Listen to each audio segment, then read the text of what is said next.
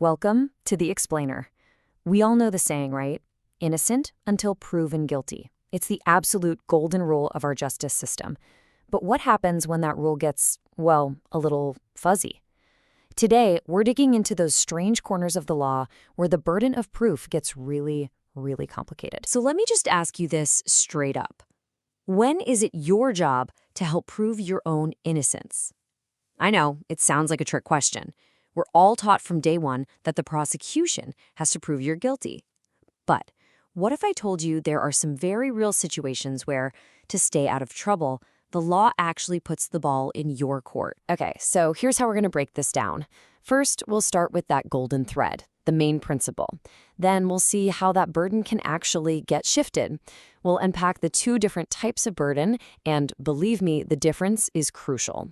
We'll look at the common sense idea behind all this, and then see how it all stacks up against modern human rights. Right, let's dive in with a principle so famous it actually has its own name, the golden thread. This is without a doubt the absolute foundation of criminal law as we know it. This comes from a huge landmark case back in 1935. A judge, Viscount Sankey, gave us this incredible metaphor of a golden thread woven through the entire fabric of the law. And the principle is so simple.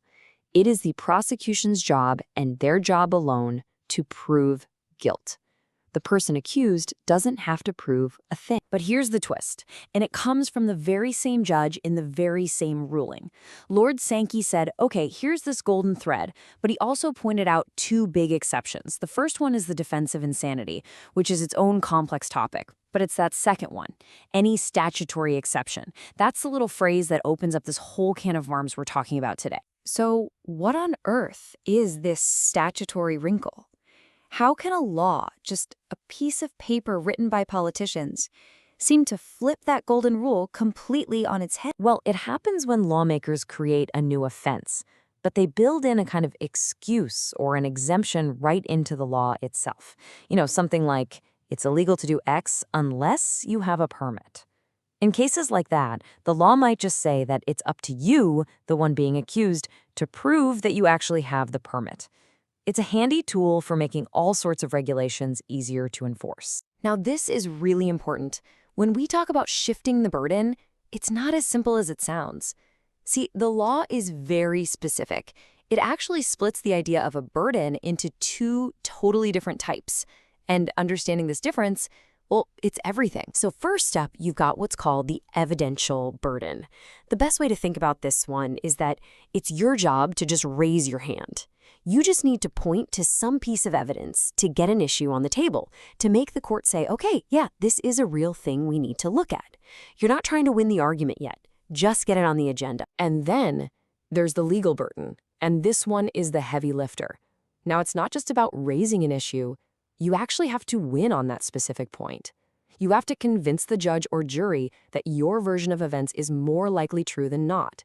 That is a massive shift in responsibility. So let's just put them side by side to make it super clear. The evidential burden on the left, that's just about pointing to some evidence. It's a low bar. But the legal burden on the right, that's about proving a fact and persuading the court. One is about raising a possibility. The other is about proving a probability. Huge difference. Okay, so why would the law ever do this? Why would it ever shift that much heavier legal burden onto an accused person? Well, the main justification usually boils down to a very old and what seems like a pretty common sense idea. This quote is from way back in 1821, and it lays out what we now call the peculiar knowledge principle. Basically, the logic is this. If the proof for something is uniquely known or easily available to you and only you, then it's only fair to ask you to be the one to provide it. And you can totally see how this makes sense with these classic examples. Do you have a license to be an old-timey pharmacist? Do you have a prescription for the pills they found? It's way easier for you to just pull out a piece of paper than it is for the prosecution to try and prove a negative, to check with every single possible authority that could have issued that document. But, and this is a big but, here's the modern day pushback. In our world of centralized digital records, is knowing whether you have a driver's license really peculiar knowledge anymore? I mean, critics argue the police could probably check a national database almost as fast as you could pull out your wallet. This really starts to call the fairness of this very old rule into question. And that criticism perfectly captures how this whole area of law has evolved. This isn't some rule that's been frozen in time since the 1800s. The way courts figure this stuff out has moved from just looking at grammar to thinking about massive fundamental principles. You can pretty much see the evolution in 3 big steps. It started with form, where judges would obsess over the exact wording of a law. Was the excuse in a separate clause?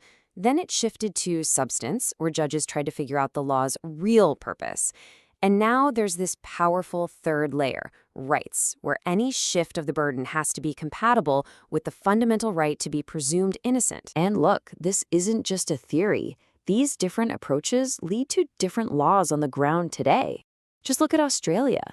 For similar kinds of low-level summary offenses, a state like Victoria only puts that lighter evidential burden on the accused. They just have to point to some evidence.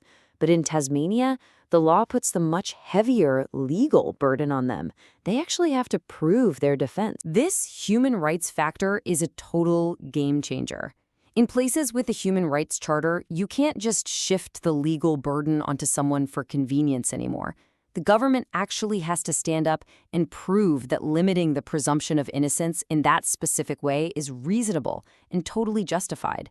It's a powerful new safeguard for that golden thread, which brings us right back to that core tension we started with. Of course, there's a practical benefit to making someone prove they have a license. It can make enforcing really important public safety laws much, much simpler. But how far can we push that for the sake of convenience before we start to unravel that golden thread that's supposed to protect every single one of us? It's a huge question, there are no easy answers, and it's a balancing act that legal systems all over the world are grappling with every single day.